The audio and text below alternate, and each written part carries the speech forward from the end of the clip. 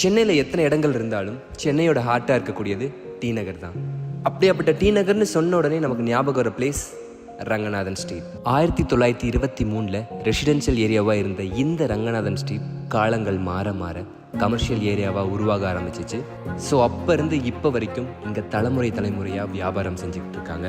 மக்களும் கூட்டமாக அவங்களுக்கு தேவையான பொருட்களை மலிவான விலையில் வாங்குறதுக்கு அவங்க வரக்கூடிய ஒரே இடமா இருக்கிறது இந்த ரங்கநாதன் தெரு தான். ரங்கநாதன் தெருவை நம்பி பொழைக்க வந்தவங்களை இந்த தெரு வாழ்க்கை கொடுத்தது மட்டும் இல்லாமல் அவங்கள பெரிய ஆளும் ஆக்கி இப்போ அவங்கள நம்பி வரவங்களுக்கு வாழ்க்கை தர அளவுக்கு இந்த ரங்கநாதன் தெரு அவங்களுடைய வாழ்க்கையை உயர்த்திருக்கு.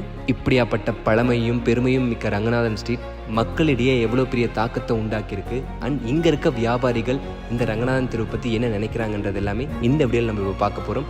வாங்க போகலாம்.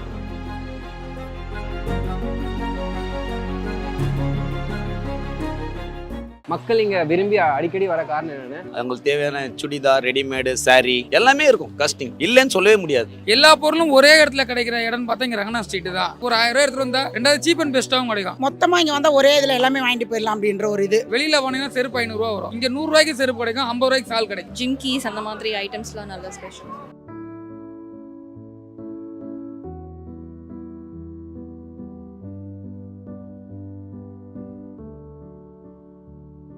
எத்தனை வருஷமா இந்த ரங்கநாதன் ஸ்ட்ரீட்ல இருக்கீங்க? நான் ஒரு 15 வருஷம் இருக்கும். நான் ஒரு 18 வருஷமா. நான் 15 வருஷமா 35 இயர்ஸா வந்து ஒரு 50 வருஷமா இருக்கு. அப்பையும் இப்போக்கும் என்ன வித்தியாசம் பாக்குறீங்க? 18 வருஷம் முன்னாடி இந்த ரங்கநாதன் ஸ்ட்ரீட் எப்படி இருந்துச்சுன்னா செம கூட்டமா இருக்கும், கொஞ்சம் அகலமாவும் இருந்துச்சு. இப்போ ஒடுக்கலாயிருச்சு, கூட்டம் வரத்தெல்லாம் கம்மியாயிருச்சு. தீபாவளிலாம் வந்துச்சுன்னா வெளியே பிளாட்ஃபார்ம் கடை வியாபாரி ரொம்ப அடி வாங்கும்.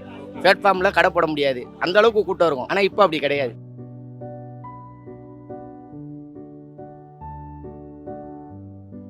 ஃபர்ஸ்ட்னா எல்லாரும் எங்க இருக்க ஜனமும் ரங்கநாத் ஸ்ட்ரீட் தான் வந்து வாங்குவோம். இப்போ எல்லாருமே அங்கங்க பிரிஞ்சுட்டாங்க. அவங்க ஊர்ல எல்லாருமே கடையை வந்துட்டாங்க. தாம்பரம், செங்கல்பட்டு, அது இதுன்னு எல்லாத்தையும் தோணுறாங்க. ஃபர்ஸ்ட்லாம் நல்ல வியாபாரம் ஆச்சு, நிறைய ஜனங்க வந்தது. இப்போ ஜனங்கள்லாம் ரொம்ப வரத்து கிடையாது, அங்கங்க வாங்கிட்டு போயிடுறாங்க. அப்போதைக்கு இப்போ நிறைய வித்தியாசம் மாறி போச்சு. முதல்ல எங்கன்னா கடைங்க அந்த அளவுக்கு இல்லை, ரங்கநாத் ஸ்ட்ரீட் தான் வருவாங்க கல்யாண பொருள்லாம் வாங்குறதுக்கு. இப்போதான் அங்கங்க பல்லாவரம், கிரம்பட்டை எல்லா இடத்துலையும் கடன் மாறினதுனால ஜனங்க ரொம்ப குறைஞ்சி போச்சு.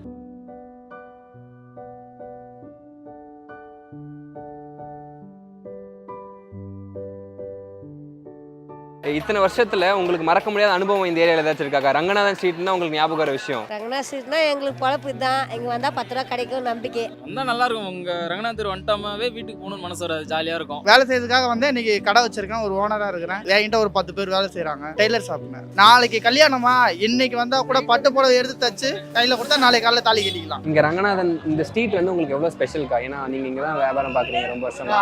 கண்டிப்பா பொழைக்கிற இடம் வந்து ஸ்பெஷலான இடம் தான். ஏன்னா நம்ம பசியோட வந்தா இங்கிருந்து பசியோட போனது கிடையாது. அதனால இது ஸ்பெஷல் தான், நம்மளுக்கு ஸ்பெஷல் தான் அது.